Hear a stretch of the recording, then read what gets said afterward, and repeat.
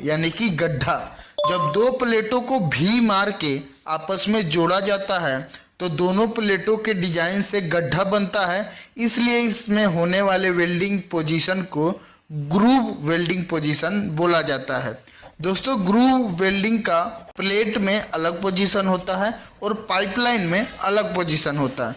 दोस्तों, 1F, 2F, 3F, 4F welding position में F का मतलब होता है फ्लीट, यानी कि जब दो प्लेटों को एक के ऊपर दूसरे को जोड़ा जाता है तो त्रिकोणीय आकार बनता है, इसे ही फ्लीट वेल्डिंग पोजीशन कहा जाता है।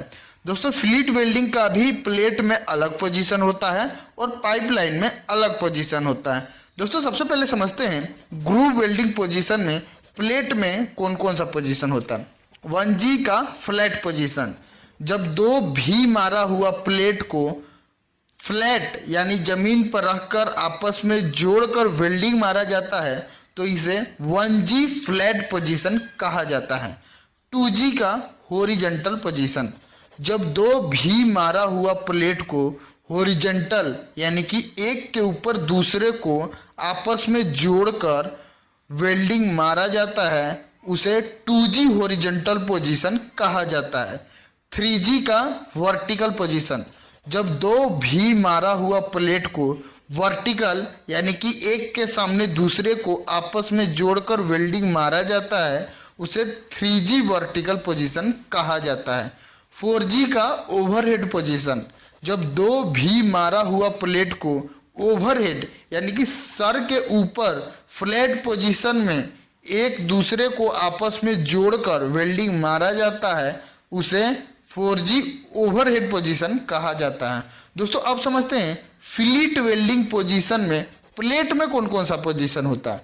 1F का फ्लैट पोजीशन, जब दो प्लेन प्लेट को फ्लैट यानी कि पहले प्लेट को खड़ा करके उसके बीचों बीच दूसरे प्लेट को फ्लैट पोजीशन में रखकर वेल्डिंग मारा जाता है तो उसे 1F फ्लैट पोजीशन कहा जाता है।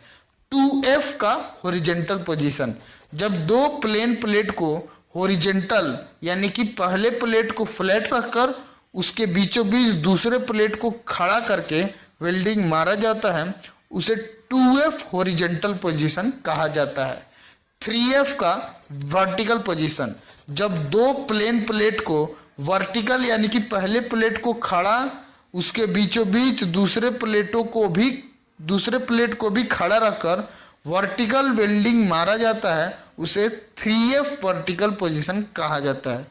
4F का ओवरहेड पोजीशन, जब दो प्लेन प्लेट को ओवरहेड यानी कि पहले प्लेट को सिर के ऊपर फ्लैट पोजीशन में रखकर और दूसरे प्लेट को उसके बीचों बीच खड़ा करके वेल्डिंग मारा जाता है उसे 4F ओवरहेड पोजीशन कहा जाता है।